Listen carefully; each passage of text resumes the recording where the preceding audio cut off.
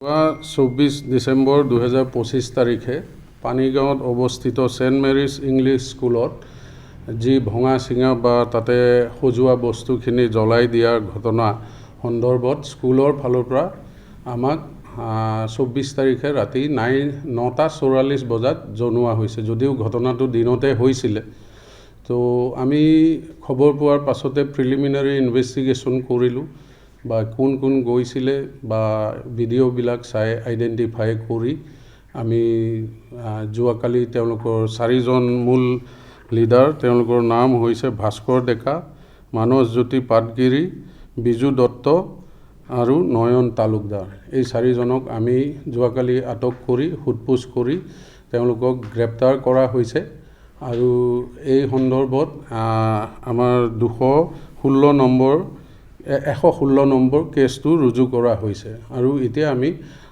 মাননীয় মহামান্য আদালতত তেওঁলোকক প্ৰেৰণ কৰিম আৰু তেওঁলোকৰ এগেইনষ্টত যথাবিহিত ব্যৱস্থা ল'বৰ কাৰণে আমি চেষ্টা কৰি আছোঁ।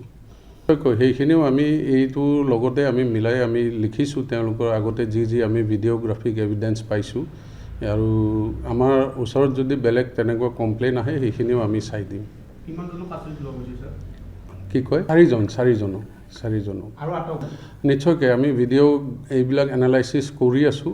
যোন ইনভলভ আছে বা তেওঁলোকে ভাংচুৰ কৰা বা জ্বলোৱা কাৰ্যত আছে এইটো আইডেণ্টিফাই কৰি তাৰপাছত চিনাক্ত কৰি আমি আইনমতে ব্যৱস্থা ল'ম।